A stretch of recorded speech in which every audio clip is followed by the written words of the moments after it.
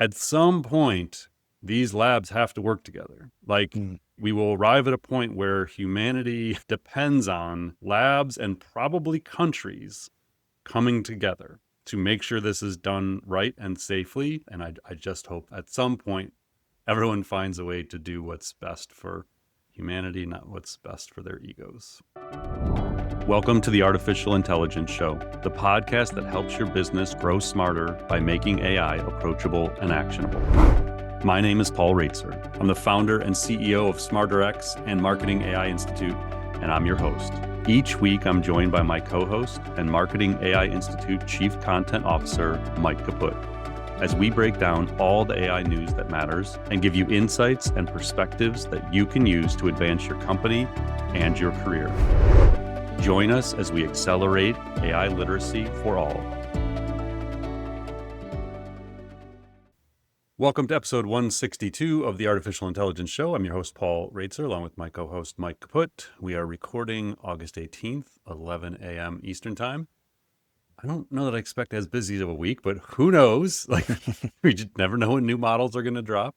But a lot of good stuff to talk about. Some of these are like, I don't know, almost like drilling down a little bit into some bigger items we've hit on in recent weeks, Mike. Like, I think there's just some recurring themes here. And so I don't know, plenty of fascinating things to talk about. So even in the weeks when there aren't models dropping, there's always something to go through. So we got a lot to cover. This episode is brought to us by the AI Academy by SmarterX launch event. So depending on what time you're listening to this, we are launching AI Academy 3.0 at noon Eastern on Tuesday, August 19th. So if you're listening before that and you want to jump in and join that launch event live, you can do that. The link is in the show notes. If you are listening to this after or just couldn't make the launch event, we will make it available on demand. So same deal, you can still go to the same link in the show notes. SmarterX.ai is the website where it's going to be at. But you can go in there and watch it on demand. So we talked a little bit about this in recent weeks, but in essence, we've had an AI Academy that offered online education and professional certificates since 2020, but it wasn't the main focus of the business. You know, SmarterX is a AI research and education firm. We have the different brands, Marketing AI Institute, this podcast to be a brand within SmarterX, and then AI Academy. But last November, I made the decision to really put way more of my personal focus into building the academy, and then also the resources of the company behind it, and build out the staff there and really try and scale it up. So we've spent the better part of the last 10 months really building AI Academy, reimagining everything. And that's what we're going to kind of introduce on Tuesday, August 19th, is share the vision and the roadmap, go through all the new stuff Mike and I have been in the lab building for the last, I don't know, I feel like last year of my life, but I would say intensely, Mike, 8 to 10 weeks, probably you and I have been spending the vast majority of our time creating new courses, these new series we're launching, envisioning what AI Academy Live would become, this new Gen AI product review series we're going to be doing with the weekly drops that Mike's going to be taking the lead on in the early going here. And then we're just going to kind of keep expanding everything, expanding the instructor network and building out personalized learning journeys. It's really exciting, honestly. Like I've done a lot in my career, which hard to believe has been over the last 25 years now. This is maybe the most excited I've ever been for a launch of like something that we've built, and so I'm just personally really excited to get this out into the world and hopefully help a lot of people. I mean, our whole mission here is drive personal and business transformation. To empower people to really apply AI in their careers and in their companies and in their industries, and give them the resources and knowledge they need to really be a change agent. And so, I'm optimistic we're on the right path. I'm really excited about what we're going to bring to market. So again, check that out. If you're listening after August 19th at noon, don't worry about it. Check out the link, and then we'll probably share some more details next week. And we have a new website we'll be able to direct you to that makes this all a lot easier. That's another thing. We've been behind the scenes building the website and getting all this stuff ready. So that'll be ready to go. All right. And then MAICON, we've been talking a lot about our flagship event. This is through our Marketing AI Institute brand. This is our 6th annual MAICON 2025, happening October 14th to the 16th in Cleveland. Incredible lineup. We've I think this week we may announce a couple of the new keynotes we've brought in. So that more announcements coming for the main stage general sessions. But you can go check out, it's probably like, I don't know, 85-90% of the agenda is live now. So go check that out at macon.ai. That is MAICON.ai. You can use POD 100, POD 100, as to get to $100 off of your ticket. So again, check that out. We would love to see you there. Me, Mike, the entire team will be there. Mike and I are running workshops on the first day, and then presentations throughout, and we'll be around. So again, Cleveland, October 14th to the 16th, macon.ai. All right, Mike, it has not been a great week for OpenAI. I mean, they've got their new model. We talked a lot about the new model last week, but yeah, they were busy in crisis communications mode all week, kind of trying to resolve a lot of the blowback they got from the new model and how they rolled it out. So let's catch up on what's going on with OpenAI and GPT-5.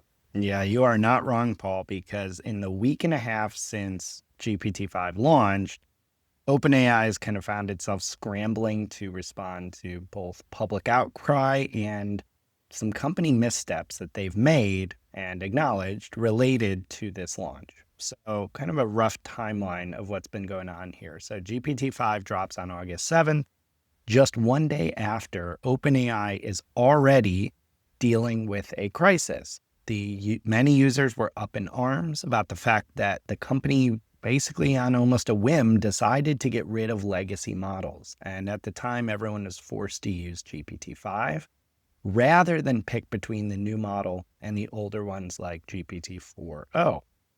Users at the time were also upset about some surprising rate limits, especially for the Plus subscribers, and the fact that GPT-5 at the time didn't seem all that smart. Now, Altman took the lead posting on X on August 8th to address these concerns. He noted at the time that OpenAI would double GPT-5 rate limits for Plus users. Plus users would be able to continue to use 4o specifically, and that there had been an issue with the model's auto switcher that switches between models that had caused temporary issues with its level of intelligence. Now, just a few days later, on August 12th, Altman shared even more changes. So users can now choose between auto, fast, and thinking models in GPT-5.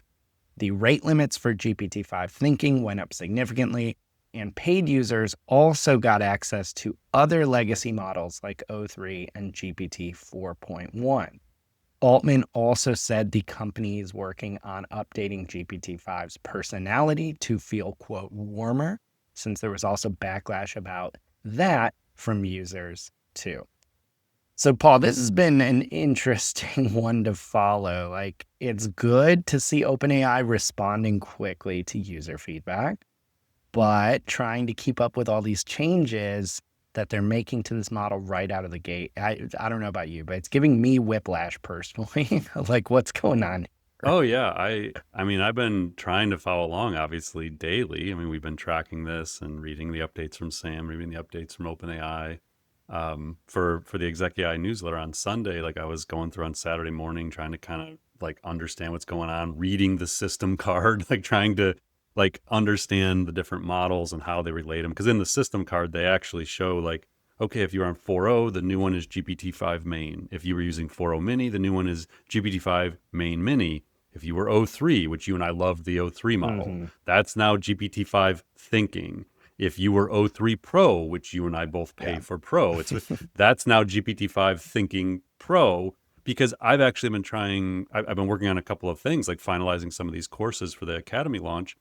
And I use deep research. I use the reasoning models. So I use Gemini 2.5 Pro, and then I often would use O3 Pro. And I'm like, wait, what model am I using? Do I use the thinking model? Do I use oh, wait, no, it's the thinking Pro. And I'm back to like this confusion about what to actually use. And it's tricky because honestly, like we talked about this on the last episode. I didn't have the greatest experience in my first few tests of GPT-5 and this router where it's like, I don't even know if it's using the reasoning model when I'm asking it something that would require reasoning because it wasn't telling you what model it was using. So I wanted the choice back, but it's like I wanted the choice hidden. Like I want to eventually trust that the AI is just going to be better at picking what model to use or how to surface the answers for me. But it was very obvious initially that was not the case, that the router wasn't actually doing a great job, or it wasn't, at least the transparency was missing from it. So I don't know. I mean, I think we've talked a lot. You covered a lot of the things they changed. I don't want to like reiterate a lot of that. I think that maybe there's just like business and marketing and product lessons to be learned by everyone here. Like as you think about your own company and you think about your customers and like doing these launches. I mean, and even top of mind for me, honestly, with our AI Academy rollout, you can take missteps. Like you're moving fast. Like there's lots of moving pieces, as was with the GPT-5 launch. You got product working on a thing, you got marketing doing a thing, you got leadership doing their thing, and like somehow you got to bring it all together to release something. And when you're doing things fast, like you're not always going to get it perfect. But you try and think ahead on these things. And so I don't know. Like I think they have some humility. Like Sam, again, you can judge however you want the decisions they made and whether the models was rolled out properly, but at least they're just stepping up and saying, yeah, we kind of screwed up. Like he admitted this to, some journalists on Thursday. Like it just wasn't, we didn't do it right. There was a bunch of things we should have changed. And so I think part of this is interest in the model, and part of it is, we can all kind of learn. They're taking risks out in the open that a lot of companies wouldn't take, and they're launching things to 700 million users. Like most of us in our careers would never launch to that many people, and it's not going to be perfect. So I don't know. I think that's part of what I've been fascinated by this whole process, is just watching how they've adapted. And I spent a fair amount of my early career working in crisis communications, and it's like a case study, a live case study of all this stuff. So I don't know. I think it's intriguing. I think the changes they're making make sense. I think they'll figure it out.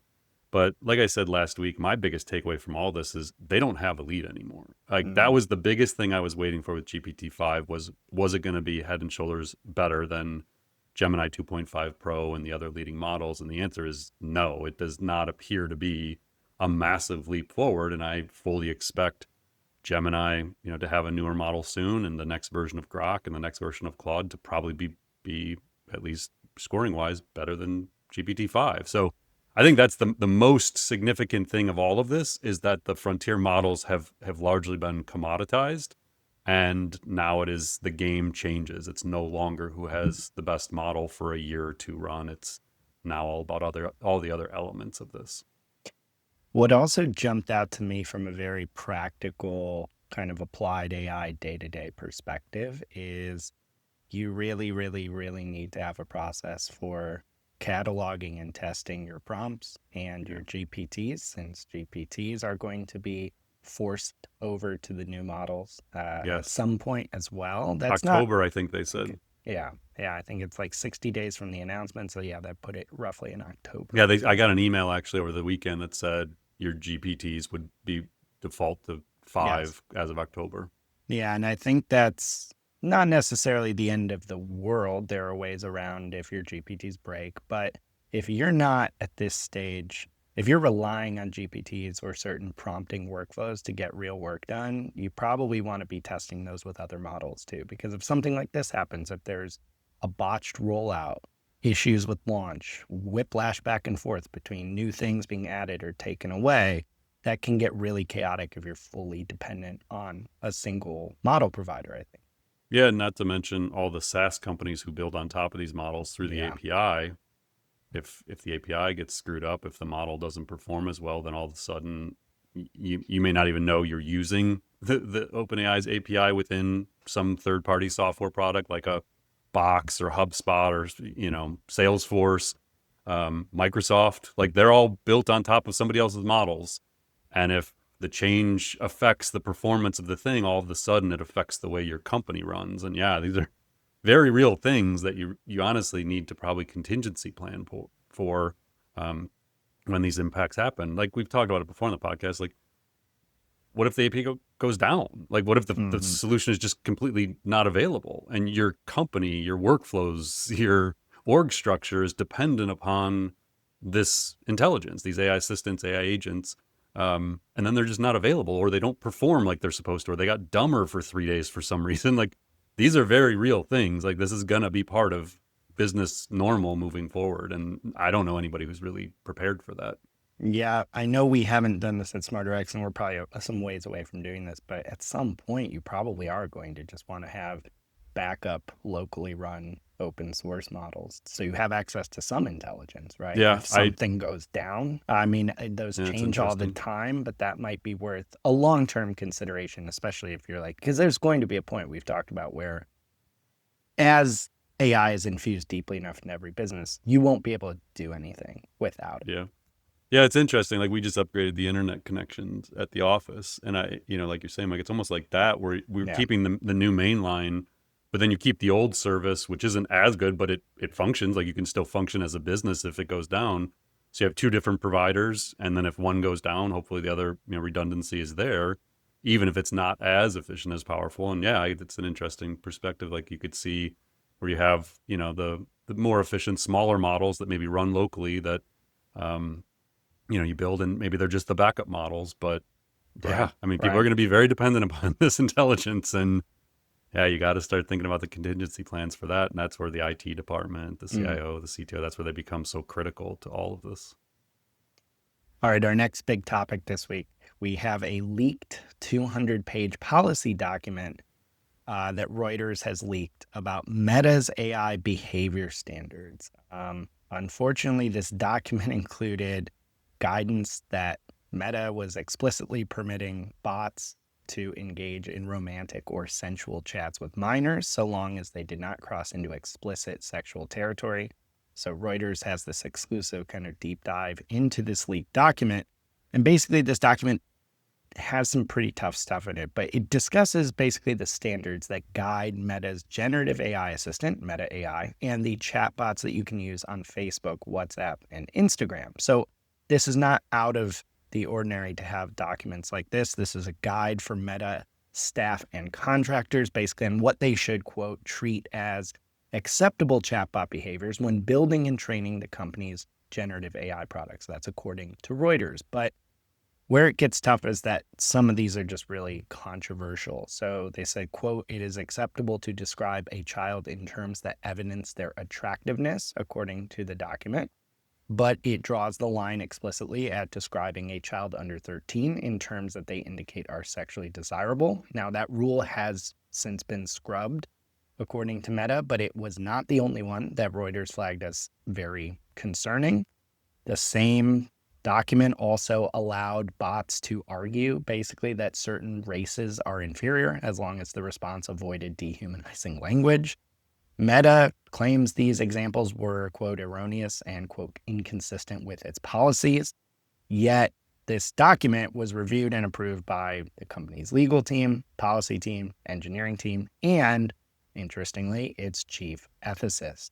Now, the document also okayed generating false medical claims or sexually suggestive images of public figures, provided disclaimers were attached or that visual content stayed just absurd enough that you would know it's not like actually real. The company says it's revising the guidelines, but the fact these rules were in place at all at any point is raising some pretty serious questions. So, Paul, this is definitely a really tough topic to research and discuss.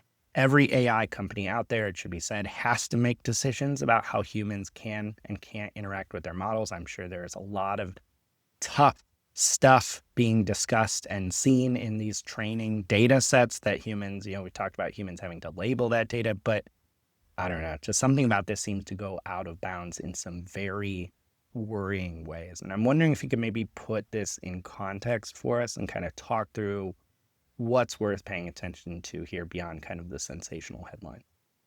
Yeah, these are very uncomfortable conversations, honestly. So, I mean, I've said before, I have a 12-year-old and a 13-year-old. They're not on social media and hopefully will not be for a number of years here. Um, Meta has a lot of users across Facebook and Instagram and WhatsApp, and they affect a lot of people. It's a primary communications channel. It's a primary information gathering channel, and so it's an influential company. Now, on the corporate side, this isn't necessarily affecting any of us or many of us from a business user perspective. I mean, we use these social channels to promote our companies and things like that, but we're not building their agents into our workflows. It's not kind of like Microsoft and Google. But it still has a massive impact, especially, if you're a B2C company and you're, dependent upon these channels to communicate with these audiences. So I think it's extremely important that people understand what's going on and what the motivations of these companies are. I mean, Meta is one of the 5 major frontier model companies that, is going to play a very big role in where we go from here. So I don't know. I went into Facebook. I don't use Facebook very often. I went in there. I don't have access to these characters through Facebook. I didn't like. I don't even know how you would do it, honestly. And so then I went into Instagram. I didn't see it there, but then I just did a search and I found they have aistudio.instagram.com. You can go to and actually like look at the different characters that they're creating that people would be able to interact with. Because I had seen a tweet, I think it was over the weekend, from Joanne Zhang from OpenAI, and she had shared a post that showed, what was it? We had Russian Girl, who obviously, These are AI characters you can yes, an chat AI with. Yeah. character. Russian Girl is a Facebook character. 5.1 million messages, and then and definitely a teen, and then Russian, or no, this stepmom, which was 3.3 million. And so she reshared this post that someone had put up. Oh man, this is nasty. Is this AI stepmom what Zuck meant by personal superintelligence? And so Joanne's post that I thought was important was, she said, I think everyone in AI should think about what their quote unquote line is. Where, if your company knowingly crosses that line and won't walk it back, you'll walk away. This line is personal, will be different for everyone, and can feel far-fetched even. You don't have to share it with anyone, but I recommend writing it down as an anchor for your future self, inspired by 2 people I deeply respect who just did from different labs. So she, as an AI researcher working within one of these labs, is basically saying the companies we work for are going to make choices. Some of these choices are going to be counter to your own ethics, morals, principles, and you have to know where the line is when you're going to walk away. And so the Reuters article, Mike, that you mentioned, I would recommend people read it. Again, it's like, this is harder stuff to like think about. It's easier to go through your life and be ignorant to this stuff. Trust me, like I try sometimes. But it talks about, this being built into their AI assistants, Meta AI, the chatbots within Facebook, WhatsApp, Instagram. Meta did confirm the authenticity. The company, as Mike mentioned, removed portions which stated it is permissible for the chatbot to flirt and engage in romantic role play with children, meaning it was allowed, it was permissible. Meta's spokesperson, Andy Stone, said the company is in the process of revising the document and that such conversations with children never should have been allowed. Keep in mind, some human wrote these in there. And then a bunch of other humans with the authority to remove them and say this is not our policy chose to allow them to stay in it. So we can remove it now and we can say, hey, it shouldn't have been in there, but it was. And people in power at Meta made the decisions to allow these things to remain. They had an interesting perspective from a professor at Stanford Law School who studies tech company regulations of speech. And I thought this was a fascinating perspective. So there's a lot of unsettled legal and ethical questions surrounding generative AI content. She said she was puzzled that the company would allow bots to generate some material deemed as acceptable in the document, such as passages on race and intelligence. But she said there's a distinction between a platform allowing a user to post troubling content and then producing that material itself. So Meta, as the builder, in theory, of these AI characters, allowing those characters, which is an extension of Meta, to create things that are ethically, legally questionable. So I think that's the biggest challenge, is like from a legal perspective where this all goes. But they very quickly heard from the U.S. government. So Senator Josh Hawley said he is launching an investigation into Meta to find out whether Meta's generative AI products enable exploitation, deception, and other criminal harms to children, and whether Meta misled the public or regulators about its safeguards. Hawley called on CEO Mark Zuckerberg to preserve relevant materials, including any emails that discussed all this, and said that Meta must produce documents about its generative AI-related content risks and standard lists of every product that adheres to those policies and other safety and incident reports. So I don't know. I mean, this kind of goes back to, I think it was episode 161. I think this was just last week when I was talking about this. Maybe it was 160. That people have to understand, like, there's humans at every aspect of this. Like, yes, we're building these AI models and they're kind of like alien intelligence, and we're not even really sure exactly what they're capable of or why they're really able to do what they do. That being said, there's humans in the loop at every step of this, like the data that goes into train them, the pre-training process, the post-training where they're kind of like adapted to be able to do specific things and they learn, what's a good output, what's a bad output, the system prompt that gives it its personality, the guardrails that tell it can and can't do things. Because the thing that you have to keep in mind is they're trained on human data, good and bad. They learn from all kinds of stuff, things that many of us might consider well beyond the boundaries of being ethical and moral. They still learn from that. And at the end of the day, they just want to do what they're asked to do. Like they have the ability to do basically anything you could imagine, good and bad. They want to just answer your questions. They want to fulfill your prompt requests. It's humans that tell them whether or not they're allowed to do those things. And so when you look at the stuff in the Reuters article, it's almost hard to imagine the humans on the other end who are sitting there deciding the line. Like, where is it no longer okay to say something to a child? So it's okay if it says this, but not this. And then you have to figure out how to prompt the machine to know that boundary every time that someone tries to get it to do something bad.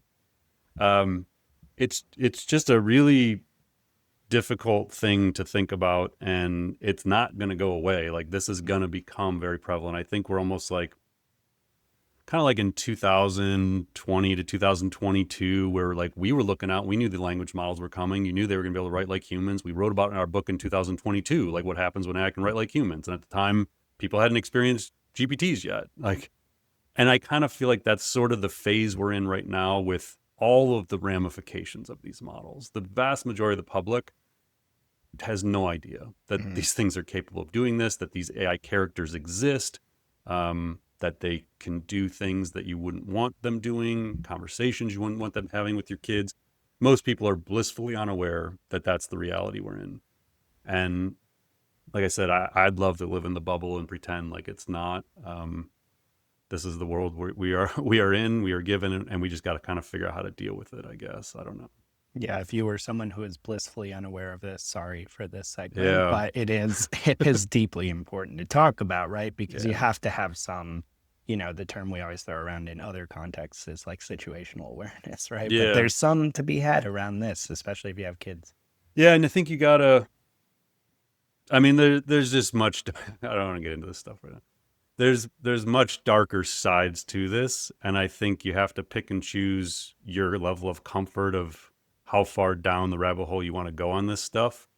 But I think if you have kids, especially in those teen years, you have to at least have some level of competency around these things so you can help guide them properly. We'll put a link to the Kid Safe GPT. I built a GPT last summer called Kid Safe GPT for Parents that's designed to actually help parents sort of talk through these things, figure out these things, put some guidelines in place. And that might be a good starting point for you if like this is tough for you, you're not really sure even how to approach this with your kids. That GPT does a really nice job of just kind of helping people. And I just trained it to be like an advisor to parents to help them, figure out online safety stuff for their kids. All right, our third big topic this week, a new episode of the Lex Fridman podcast gives us a rare in-depth conversation in long form with one of the greatest minds in AI today. So in it, Fridman conducts a 2.5-hour interview with Google DeepMind CEO and co-founder Demis Hassabis. In it, Hassabis covers a huge amount of ground. He talks about everything from Google's latest models to AI's impact on scientific research to the race towards AGI. And on that last note, Hassabis says he believes AGI could arrive by 2030 with a 50-50 chance of it happening in the next 5 years. And he has a really high bar for what his definition of AGI is. He sees it as AI that isn't just brilliant at narrow tasks, which is what plenty of people would define as AGI, but consistently brilliant across the full range of human cognitive work, from reasoning to planning to creativity. He also believes AI will surprise us, like DeepMind's AlphaGo AI system once did with its famous Move 37. He imagines tests where an AI could invent a new scientific conjecture, the way Einstein, for instance, proposed relativity, or even design an entirely new game as elegant as the game of Go itself. He does, however, still stress uncertainty. Today's models are scaling impressively, but it is unclear whether more compute alone is going to get us to this next frontier or whether entirely new breakthroughs are needed. So, Paul, there's a lot going on in this episode, and I just wanted to maybe turn it over to you and ask what jumps out here as most noteworthy, because Demis is definitely someone we have to pay attention to. Yeah. So the one thing that I've listened to, I don't know, almost every interview Demis has ever given. Like I've been following Demis since 2011, and the thing that really started sticking out to me this past week, I listened to 2 different podcasts he did this past week, and it's the juxtaposition of listening to him speak about AI in the future versus all the other AI lab leaders. It's somewhat jarring, actually, how stark the contrast is between how he talks about the future and why they're building what they're building, and then the approach that the other people are taking. So, I mentioned this recently. We basically have 5 people that are kind of figuring all this out and leading the future of AI. You have Dario Amodei at Anthropic, came from OpenAI, physicist turned AI safety researcher and entrepreneur. You have Sam Altman, capitalist through and through, entrepreneur, investor, co-founded OpenAI with Elon Musk as a counterbalance to the perception that Google couldn't be trusted to shepherd AGI into the world. You have Elon Musk, richest person in the world, entrepreneur, obviously one of the great minds, inventors, entrepreneurs of our generation, but it's also unclear like his motives, especially with XAI, and like why he's pursuing AGI and beyond. It does seem contrary to his original goals, where he wanted to, build it and safely shepherd it into the world. And, I think right now he and Zuckerberg are the most willing to push the boundaries of what most people would consider safe and ethical when it comes to AI in society. Then you have Zuckerberg, the 3rd richest person in the world, made all his money selling ads on top of social networks. And so, his motivations, while they may be beyond this, is largely been to generate money by engaging people and keeping them on his platforms. And then you have Demis, who is a Nobel Prize winning scientist who built DeepMind to solve intelligence and then solve everything else. Like, since he was age like 13 as a child chess prodigy, he's been pursuing the biggest mysteries of the universe. Like, where did it all come from? Why does gravity work? Like, how do we solve illnesses? Like, that's where he comes from. And so, he won the Nobel Prize last year for AlphaFold, which is an AI system developed by DeepMind that revolutionized protein structure prediction. But I also think that he's not done. Like I've said on stage for the last 10 years, I've used his definition of AI since probably 2017, 2018, when I was doing public speaking on AI. And I always said, like, I think he'll win multiple Nobel Prizes. I think he'll end up being one of, if not the most significant person of our generation for the work he was doing. His definition of AI, by the way, that I reference, is the science of making machines smart. It's just this idea that we can have machines that can think, create, understand, reason. That was never a given. Like up until 2022, when all of us experienced Gen AI, most people didn't agree with that. Like we didn't know that that was actually going to happen. So I think when I listen to Demis, it gives me hope for humanity. Like I feel like his intentions are actually pure and science-based. And this idea of solving intelligence to get to all the other stuff, I find that inspiring.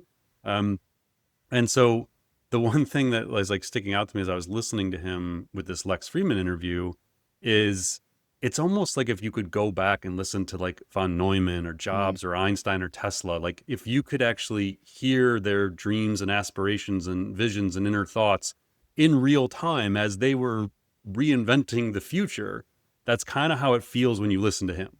So when you listen to the other people, it feels like they're just building AI and they're going to figure out what it means and they're going to make a bunch of money and then they'll figure out how to redistribute it. And it just feels economics driven, where like Demis just feels purely research driven. The other thing I was thinking about actually this morning as I was like kind of going through the notes, getting ready for this, is what the value of Demis and DeepMind is.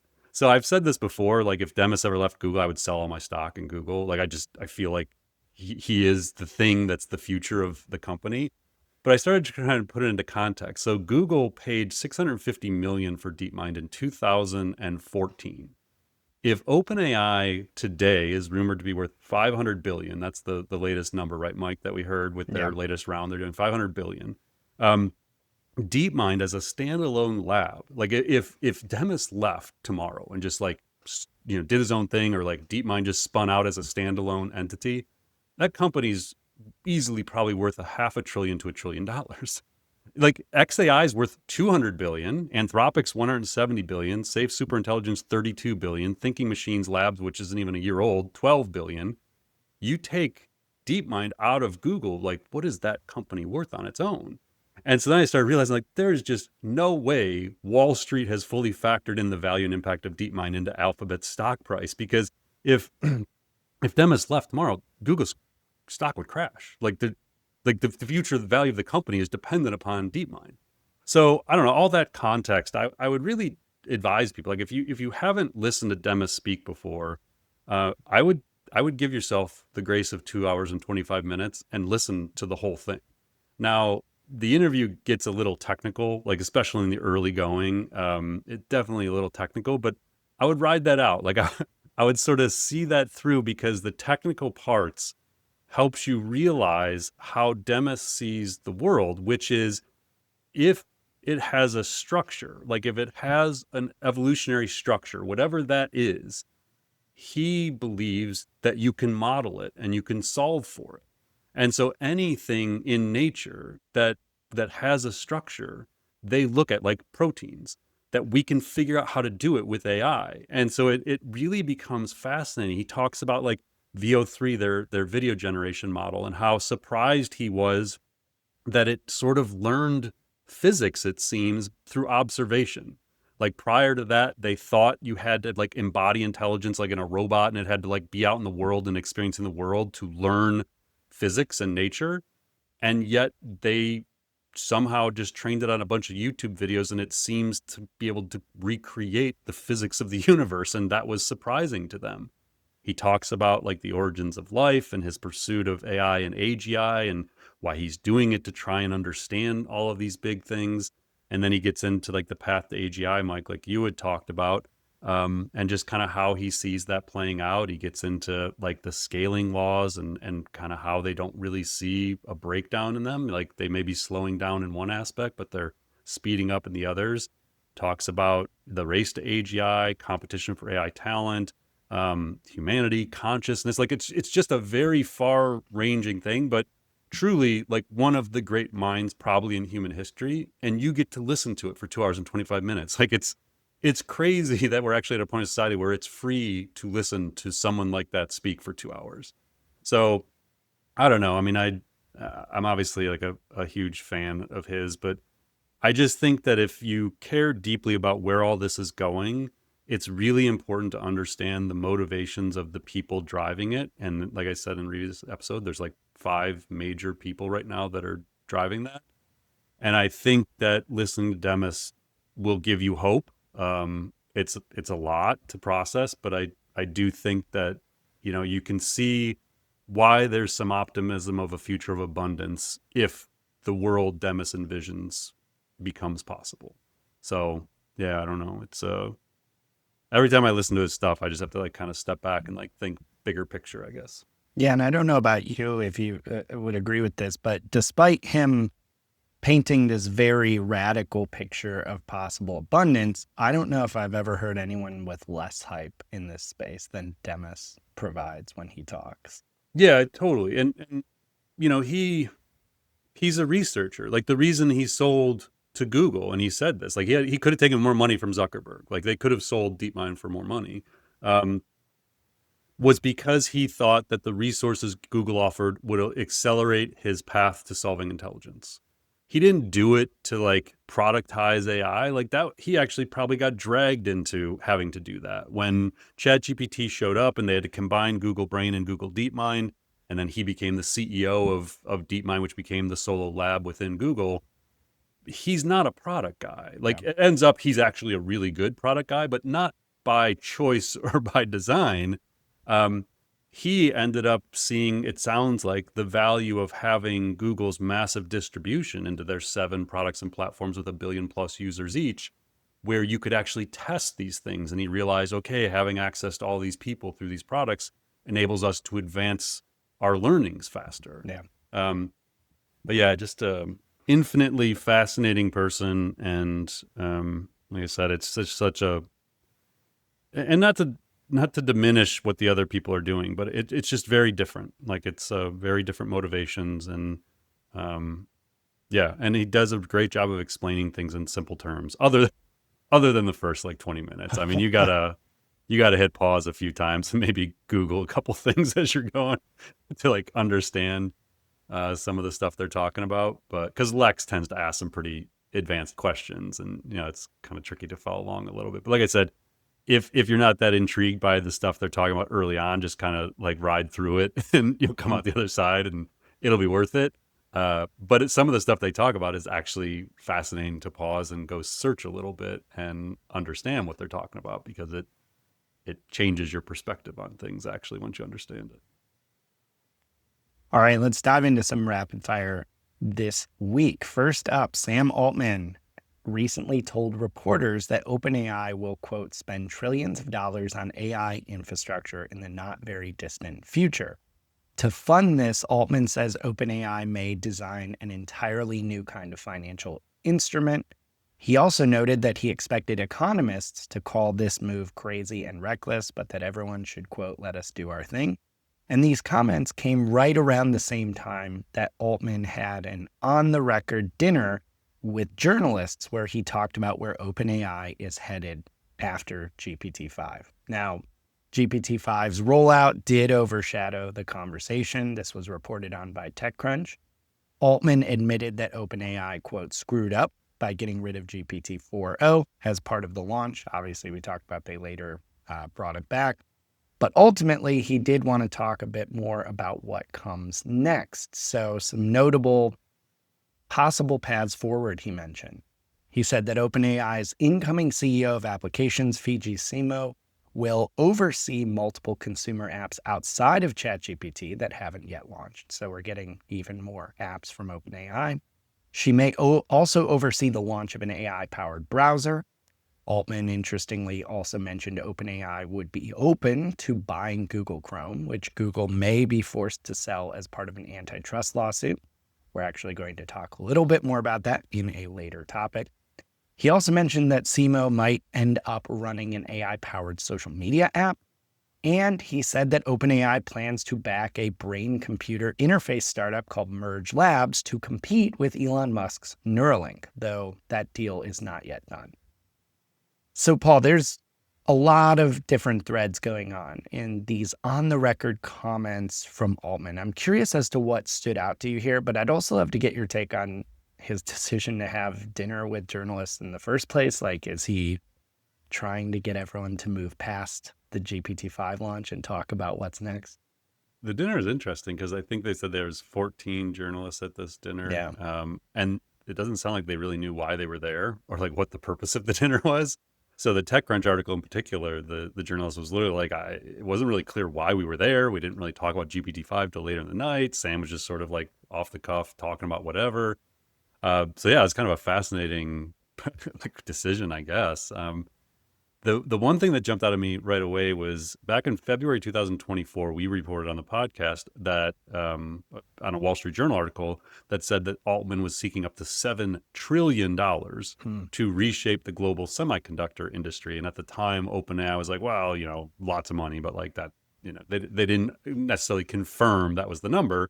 But there was enough insider stuff that's like, that's probably not far off from what Sam was telling potential investors that they would need to raise over the next decade to build out what they need to build out with data centers and energy and everything. And so this is the first time I think where he officially said, like, yeah, we think we're going to need to raise trillions, like that the 7 trillion probably wasn't that crazy of a number. The other things, so you mentioned browser, social experience. It's been kind of the last couple of weeks that's been bubbling that they might try and build something to compete with XAI or with X/Twitter. The brain computer interface thing, which I think it was said he was going to take like a leadership role in that company also potentially. The deal's not done yet, but That was interesting. The other one, going back to the Meta thing, Altman said he believes, quote, less than 1% of ChatGPT users have unhealthy relationships with the chatbot. Keep in mind, 700 million people use it. 1%'s not an insignificant number of people that they think have unhealthy relationships with their chatbots. So we're Yeah. talking about millions of people. GPT-5 launched. They said, yeah, it didn't go great. However, their API traffic doubled within 48 hours of the launch, so it doesn't seem like it affected them. But that they were effectively, quote unquote, out of GPUs, meaning they're running low on chips to serve up, to do the inference, to deliver the outputs for people when they're, talking to GPT-5 and things like that. The journalist, so the TechCrunch writer said, it seems likely that OpenAI will go public to meet its massive capital demands as part of the picture. In preparation, I think Altman wants to hone his relationship with the media, but he also wants OpenAI to get it to a place where it's no longer defined by its best AI model. I thought that was an interesting take. Mm. And then the other thing, I don't think it was in that article, but I saw this quote in another spot. They asked him about going public, and he said he can't see himself as the CEO of a publicly traded company. I think he said, quote, "Can you imagine me on an earnings call?" Like self-deprecating, like I'm not the guy to be on an earnings, which is fascinating because if you remember when they announced the new CEO, I said at the time, I think this is a prelude to him stepping down as CEO eventually. Yeah. Like I think he has other things he wants to do. I think he would remain obviously on the board, and I think he would remain involved in OpenAI. But I could see in the next 1 to 2 years where Sam slowly steps away as the CEO. And based on that comment, I would not be shocked at all if it happened prior to them going public. I don't know. They certainly seem to be positioning him not to necessarily be the CEO. So something to keep an eye on. First time I've heard him say it out loud. Yeah, super interesting. Well, in our next topic, Sam Altman is also having, I guess you could call it fun, maybe it's frustration with Elon Musk, because the two of them are now again feuding publicly. On August 11th, Musk posted on X. He was talking a lot about Apple and the App Store and XAI's position in the App Store. And he said that Apple at one point, quote, was behaving in a manner that makes it impossible for any AI company beside OpenAI to reach number one in the App Store, which is an unequivocal antitrust violation. He then said X would take immediate legal action about this. Now, this is why this is important to Altman, because Altman replied to this post saying, quote, "This is a remarkable claim, given what I've heard alleged that Elon does to manipulate X to benefit himself and his own companies and harm his competitors and people he doesn't like." Musk shot back, "You got 3 million views on your BS post, you liar, far more than I've received on many of mine, despite me having 50 times your follower count." Altman then responded saying to Musk that if he signed an affidavit that he has never directed changes to the X algorithm in a way that has hurt competitors or helped his companies, then Altman would apologize. Things devolved from there. At one point, Musk called Altman Scam Altman as his new nickname. I think he's trying to make stick. So, Paul, on one hand, this is just feels like juvenile high school drama played out in public between two of the most powerful people out there. But on the other, it does feel like the tone between these two has gotten more aggressive. Are we headed for more trouble here? Well, I think there was a time where Sam was trying to just diffuse things and let the legal process take place and just not get caught up in this. And he definitely entered his don't give a crap phase of he's just all, I don't know what changed for him personally. I don't know what changed legally, but he just doesn't care anymore. And now he's just baiting him into this stuff and having fun with it. I think when Elon posted the one about him getting, more views and things, Sam replied, "Skill issue, question mark. I'm just better at this than you." Yeah. And I guess this, I don't know, again, not to judge them, everybody's got their own approach to this stuff. But my point going back to, okay, here's 2 of the 5 that are shepherding us into AGI and beyond. Mm-hmm. And they're spatting on Twitter. There was a great meme I saw where it was a cafeteria fight and it was Sam versus Elon with the names on it. And then Demis or Google DeepMind's just sitting at the table eating their lunch, just locked in, focused. They're just going to keep going while all this other madness is happening behind them. And that's kind of how I feel right now. It's eye on the prize. Like DeepMind is just the more serious company, I guess, and doesn't mean they win, doesn't mean like anything. It's just it just is what it is. Like DeepMind is staying locked in. Demis plays all sides, just like congratulates people when they launch new models, stays professional about this stuff. Can't fathom Demis ever doing anything like this. Like it's a different vibe. Again, maybe not better, maybe not worse. I don't know. It just is what it is. Just sharing observations. So I don't know what these two are doing. Like I can't. But my one hope for like all of this is we get 2-3 years down the road, we are at AGI, beyond AGI, super intelligence is within reach. At some point, these labs have to work together. Like Mm. we will arrive at a point where humanity depends on labs and probably countries coming together to make sure this is done right and safely. And so I hope the bridges aren't completely burned. I know they have a lot of mutual friends, and I just hope at some point everyone finds a way to do what's best for humanity, not what's best for their egos. That would be nice. Yeah, it would be nice. All right, next up, one of the top people at Elon Musk's XAI is stepping away. Igor Babushkin, who co-founded the company in 2023 and led its engineering teams, announced he's leaving to start a new venture capital firm focused on AI safety. Babushkin says he was inspired after a dinner with physicist Max Tegmark, where they discussed building AI systems that could benefit future generations. His new fund, Babushkin Ventures, aims to back startups that advance humanity while probing the mysteries of the universe. Babushkin said in a post on X that he has, quote, enormous love for the whole family at XAI. He had nothing but positive things to say about his work at the company. Timing, however, is a little interesting. XAI has been under fire for repeated scandals tied to its chatbot Grok, things like parroting Musk's personal views and spouting anti-Semitic rants, which we've talked about. A lot of controversy around the images being generated by its image generation capabilities. These controversies have, somewhat distracted from the fact that XAI is one of the 5 companies out there building these frontier models. They are just as far caught up as anyone else, including OpenAI and Google DeepMind. So, Paul, it's worth noting that we don't talk about Igor much. We've definitely mentioned him before, but he's a significant player in AI. He used to work at both DeepMind and OpenAI before co-founding XAI. Do you have any thoughts about maybe what is behind his departure? Is it coincidental that this all comes during more controversy for XAI? I don't know. I mean, again, it's one of those you can only take them at their word, and he broke this news himself, and then it was covered by the publications and everything.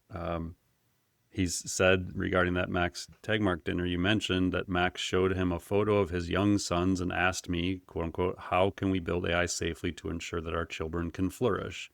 I was deeply moved by this question, and I want to continue my mission to bring about AI that's safe and beneficial to humanity.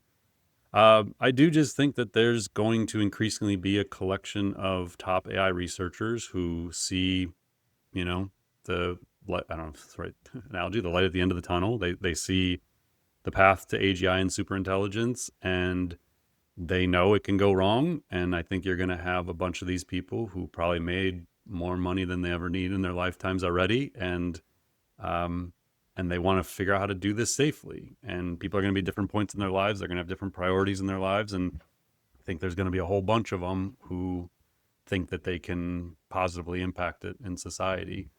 And so I don't think this is the last top AI researcher we're going to see who takes an exit to go focus on safety and bringing it to humanity in the most positive way possible. So, I mean, I'm optimistic we see more of those. I hope we see more people focused on that. But yeah, I don't know. Other than that, there's not much to read into it, I don't think, from our end. I'd also love to just see more of these people, publishing or talking more about the very specific pathways they want to take to do that, because it's hard for me to wrap my head around how exactly are you influencing AI safety if you are not building the frontier models. Not to say you can't have plenty of amazing ideas that catch on, or laws or legal and policy influence, Right. but I would just be curious what their kind of suggestions are. Yeah, and I think, Dario has said as much with Anthropic when Yeah. people push back on, well, you're the ones, how can you talk so much about AI safety and alignment when you're building the frontier models like everybody else and you're pushing these models out into the world? And now you're maybe even like saying you're willing to set your morals aside and take funding from people who you think are evil to achieve your goals. And his belief, and I would imagine the belief of quite a number of people within these labs, is we can't do AI safety if we're not working on the frontiers. Like, we need to see what the risks are to solve the risks. Mm. And so if we give up and we don't keep building the most powerful models, then we will lose sight of what those risks are and how close we are to surpassing them. And so that's his. I don't know if that's something that just helps you go to sleep at night, or if that's truly. I don't have any reason to believe that that's not like what he actually believes. That it's sort of like at all costs we have to do this because otherwise we can't fulfill our mission of doing this safely. It's a fine line because there's no real proof that they're going to be able to control it once they create it. So it's a catch-22. Got to create it to know if you can protect us from it, but you may create it and then realize you can't, and there we are. All right, next up, in something deeply unserious, AI startup Perplexity has offered Google $34.5 billion to buy Google Chrome. This is arriving as U.S. regulators weigh whether Google should be forced to divest Chrome as part of an antitrust case. Perplexity is treating this seriously. They say their pitch is that multiple investment funds will finance the deal, though analysts quickly dismiss their offer as wildly low. One analyst put Chrome's real value closer to $100 billion. Google, for its part, has not commented on this. It's appealing the judge's ruling that it has illegally monopolized search, so it's unclear if Chrome will get sold at all. Skeptics not only argue the deal is unlikely because of a lowball price, but because untangling Chrome from Google's broader ecosystem could be very, very messy if it were to go ahead and get sold. So, Paul, this just, I don't know, feels like a bit of a PR play from Perplexity. Not the first time. I know you've got some thoughts. Yeah, I mean, I want to hammer on Perplexity. Good technology. I don't think they're a serious company. Like they just do these absurd Right. PR plays. They did it with TikTok. They're doing it with Chrome. They claim they have funding, whatever. Like this is their MO by now. Like, so I don't put much weight on these things. The funniest tweet, and I get that this is a total like geek insider funny. Like most people wouldn't laugh at this. But Aidan Gomez, who's the co-founder and CEO of Cohere and also one of the creators of the Transformer, that when he was at the Google Brain team in 2017 that invented the Transformer that became the basis for GPT. So Aidan, legitimate player, we've talked about on the podcast before, he tweeted, Cohere intends to acquire Perplexity immediately after their acquisition of TikTok and Google Chrome. We will continue to monitor the progress of those deals closely so we can submit our term sheet upon completion. I don't know why. It was like tweet of the week for me. It was just hilarious because it was the whole point is like, this is not a serious company. And so he was just having some fun with it. Yeah, I don't know. I have a hard time putting, like I said, any weight really behind any of these things Perplexity does. Just tech's great. If you enjoy Perplexity as a platform, we do. Like we use it I don't use it as much anymore, but I know like we still use it. It's still a worthwhile technology to talk about. But this PR stuff they do is just exhausting. Amen. All right, next up, NVIDIA and AMD have struck an extraordinary deal with the Trump administration. They're going to hand over 15% of revenue from certain chip sales in China directly to the U.S. government. So this arrangement, which is tied to export licenses for both companies' chips, has no real precedent in U.S. trade history. No American company has ever been required to share revenue in exchange for license approval. Now, this deal was finalized just days after NVIDIA CEO Jensen Huang met with President Trump. Only months earlier, the administration had moved to ban a certain category of NVIDIA's chips, the H20, altogether, citing fears that that could fuel China's military AI programs. Now the chips are flowing again, though at a cost. Some critics have called the move a shakedown, arguing it reduces export controls to a revenue stream while undermining U.S. security. So, Paul, obviously from a totally novice perspective, since I am not a national security expert, this does feel a bit like NVIDIA might have just kind of cut a pretty blunt quid pro quo deal with the US government to avoid its products being banned. Is that what's going on here? Yes, obviously there's lots of complexities to this kind of stuff. You never know if the deal that you're reading in the media is the actual deal and what the other parameters of it are. So it's sort of like we just got to take on face value what we know to be true. The only things I would throw in here is like the basic premise of why the U.S. government would do this and they would back away from the ban, other than the financials of it, is they want U.S. chips to be what's used. They don't want the world to become dependent upon chips that aren't made by U.S. based companies. And so China wants to become less dependent upon U.S. chips. There was actually some reports last week that they were requiring like DeepSeek to be trained on Chinese chips, and it didn't work. Like they were having problems with the Chinese chips, and so they actually need like the NVIDIA chips to do what they want to do. The H20s are nowhere near the most powerful chips NVIDIA has, so they want to basically create dependency on U.S. based company chips. Maybe there's some other Department of Defense related things that we won't get into at the moment as to why you'd want these chips in China. But it's just a complex space. I also can't comment from any sort of authoritative position on the politics of the deal and the quid pro quo of 15% revenue. Like who knows? But gist of it is, NVIDIA is a U.S. based company. The U.S. government wants countries around the world to be dependent upon U.S. technology. It's good for the U.S. if NVIDIA maintains its leadership role, and I think that's the basis of it. And this administration, a lot of things come down to the financials and being able to make a deal, quote unquote. So looks good for everybody, I guess, is kind of the gist of it. Another AI in government related story, Anthropic is now offering Claude for just $1 to all three branches of the US government. So this includes not only executive agencies, but also Congress and the judiciary. Basically, this deal covers Claude for Enterprise and Claude for Government, which is certified for handling sensitive but unclassified data. So agencies, as part of this, will get access to Anthropic's frontier models and technical support to help them use the tools. This basically comes right on the heels of OpenAI doing the exact same thing. They offered their technology basically for free to the US government, which we talked about in a recent episode.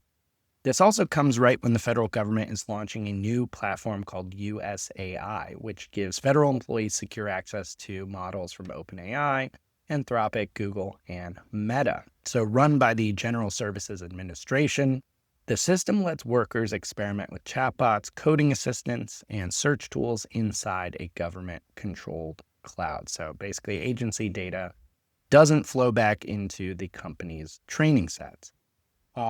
This is a bit like anything political or government focused these days, a bit charged. The Trump administration has been pushing hard to automate government functions under its AI action plan, even as critics warn that the same tools could also displace federal workers who are also being cut as part of kind of downsizing of the government. So, Paul, I don't know. I for one, am glad, I guess, government employees are getting access to really good AI tools to use in their work. Seems like a win for effectiveness and efficiency. But it seems like there is some controversy here of like, are we going to use these tools to replace people rather than augment them? So give or take, there's about 137 million full-time jobs in the United States. It looks like, based on this quick search, and this is AI overviews. I haven't had a chance to like completely verify this, but this is coming from Pew Research and USA Facts. It's about 23 million of that 137 million work for the government in some capacity, but 3 million at the federal level. So yeah, it's a significant amount of the workforce. Like, the more this stuff is infused into work, the greater impact it has. I don't know how much training these people are going to be given. Like Right. this is, I mean, we can talk all day about being given access for $1 or whatever to all these different platforms. Same thing's happening at the higher education level where they're doing these programs to give these tools to students and administrators and teachers. It all comes down to, are they taught to use them in a responsible way? And I think that's going to end up deciding whether or not a program like this is effective. And then to your point, what is the real purpose here? Yes, efficiency is great, but efficiency in place of people isn't great when there's no good answers yet from the leadership of what happens to all the people who won't have jobs because of the efficiency gains. So interesting to pay attention to. Obviously, there was like some backroom deal of like, okay, you're you're up for federal contracts that are worth hundreds of millions of dollars, but you have to give your technology to the federal government for free. Right. Basically, it's not hard to connect the dots here. That there's criteria to be eligible for federal contracts, and this is part of the game that needs to be played.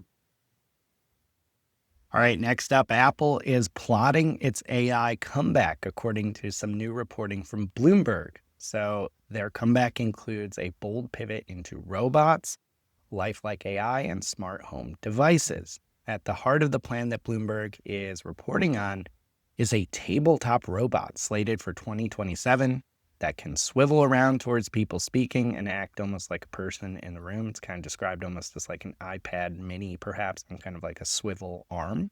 And it's designed to FaceTime, follow conversations, and even interrupt with helpful suggestions. Its personality will come from a rebuilt version of Siri powered by large language models and given a more visual, animated presence. Before that arrives, Apple is going to also release a smart display next year alongside home security cameras meant to rival Amazon's Ring and Google's Nest. These mark kind of another push into the smart home with software that can recognize faces, automate tasks, and adapt to whoever walks into a room. And of course, this comes after all the criticism we've talked about with Apple kind of missing and then, fumbling a bit the generative AI wave. So, Paul, it is interesting to see Apple making what appear to be maybe some radical moves here. That tabletop robot feels especially noteworthy given OpenAI's plans to also create an AI device with former Apple legend Johnny Ive. Is this going to be enough? Are they focused in the right direction here? If they actually deliver on any of this. It's funny though that tabletop robot was, if I remember correctly, going back to the Johnny Ive thing and like the uncertainty about what it could possibly be. I think that was one of the things I said. Like, I wouldn't be surprised if they did like a tabletop robot that was next to you. So wouldn't surprise me at all if that's a direction a number of people are kind of moving in. There's different interfaces. Apple they haven't announced the date yet, but early September will be the next major Apple event when they'll probably unveil the iPhone 17, like the next iterations, maybe the new watch, things like that. So that would be the next date to watch for is early September. And I would imagine they would give some kind of significant update on their AI ambitions at that event. So yeah, we'll keep an eye on the space. Like, again, it's shocking like how little impact their lack of progress in AI has had on their stock price. Like, it's just, they seem very resilient, the stock price, to their deficiencies in AI. So they've been given the grace of a third try at this, and hopefully they nail it. Next up, the AI model company Cohere just closed a massive funding round, $500 million at a $6.8 billion valuation. The money will fuel its push into agentic AI, so systems designed to handle complex workplace tasks while keeping data secure and under local control. Cohere is a model company we've definitely mentioned a bunch of times, but definitely flies a bit below the radar. It builds models and solutions that are specifically enterprise grade and especially useful for companies in regulated industries that want more privacy, security, and control than what they get from big AI labs. In Cohere's words, those labs are kind of repurposing consumer chatbots for enterprise needs. To that end, Cohere has its own models that customers can use and build on, including a generative AI model series, Command A and Command A Vision, retrieval models, Embed 4 and Re-rank 3.5, and an agentic AI platform called North. So, Paul, it has been a while since we've kind of really focused on Cohere. This amount of funding certainly pales in comparison to what the Frontier Labs are raising. But I guess the question for me is like, how much is Cohere worth paying attention to? How is what they're doing actually competing and differentiating from the big labs? Yeah, I mean, at that valuation and that amount of funding, they're obviously just no longer trying to play in the frontier model training game. They're Mm. trying to build smaller, more efficient models and then post train them specific for industries. Early on, their playbook was to try and capture like industry specific data so they could train models like specifically for different verticals and things like that.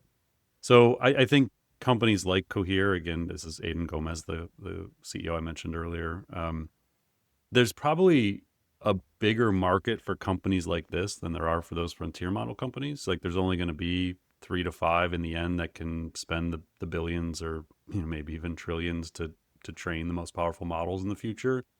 But there's going to be probably be a whole bunch of companies like this that are worth billions of dollars that just focus on very specific applications of AI or training into specific industries and building vertical software solutions on top of it. So yeah, I mean it's a good company that they just don't have the splashy headlines that the ones raising the billions and having these ridiculous valuations have. But yeah, I think if we end up being in an AI bubble, companies like this probably still do pretty well within that. They're a little bit more specialized. So yeah, definitely a company worth paying attention to. We've been following Aiden for years, and yeah, we definitely keep an eye on Cohere. All right, we're going to end today with an inspiring case study of AI usage in education. We found a recent article that highlights how Ohio University's College of Business has been staying ahead of the curve in AI since the very beginning of the generative AI revolution. Within months of ChatGPT being released, the college became the first on campus to adopt a generative AI policy to guide responsible use. And that actually grew into something bigger. Every first year business student now trains in what the school calls the 5 AI buckets, which means using AI for research, creative ideation, problem solving, summarization, and social good. From there, the training scales up. Students end up building prototypes of new businesses in hours using AI, partner with companies on capstone projects, and join workshops where ideas become business models powered by AI in real time. By graduation, nearly every student has used AI in practical, career-ready ways, and this initiative has now expanded into graduate programs and even inspired a new AI major in the engineering school. Now, Paul, I'm going to put you on the spotlight a little bit here. Ohio University is your alma mater. You get a big shout out in this article for your work helping the school build momentum around AI. Can you walk us through what they're doing and why this approach is worth paying attention to? I didn't know, obviously, they were doing this article.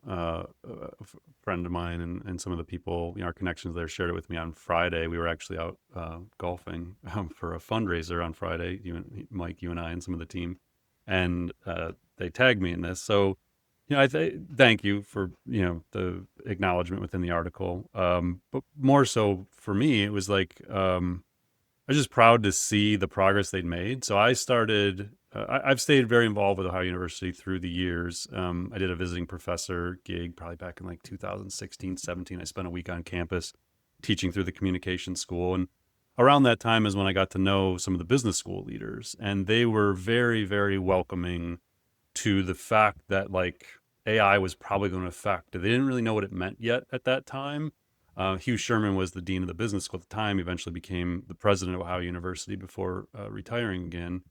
And so I got to know Hugh very well. I spent a lot of time with them, just kind of talking back in those days about where AI was going and what impact it could have.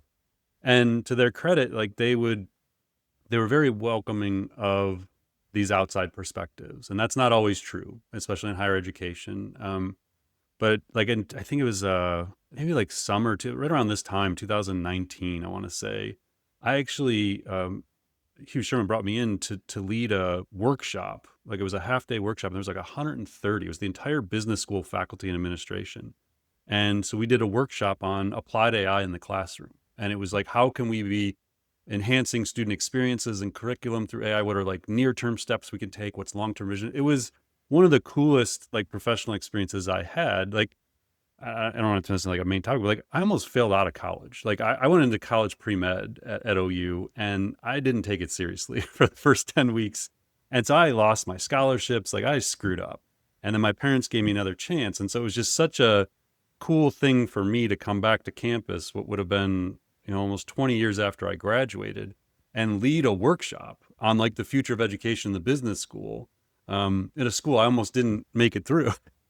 And so it was never lost on me, this like really amazing opportunity to go back and affect in a positive way a school that made such an impact on me in my 4 years there, and my wife, who also graduated from there.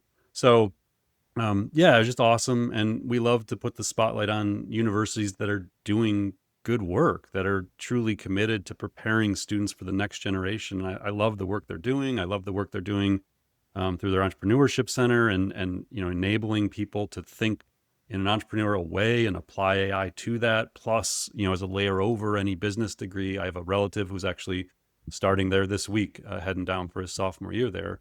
And I've been talking a lot to him about whatever you do, whatever business degree you go get, just get AI knowledge on top of it. Like, I don't care if it's economics or finance or computer science, whatever it is, just get the AI knowledge on it. And I have confidence with OU that they're going to provide that. Like, and that's, I think, as a parent, as a family, you want to just provide the opportunity for your students, your family members, to go somewhere where they're going to have access to the knowledge. They get to make the choice if they go get it, but like, you want to make sure you at least have it as a progressive university that's looking at ways to layer AI in. And so, yeah, we wanted to make sure we acknowledge OU, not just for personal reasons for me, but just as another example of a university that's doing good things. And we'll put the link to the article in the show notes if you want to read a little bit more about what they're doing down there. So yeah, it's cool.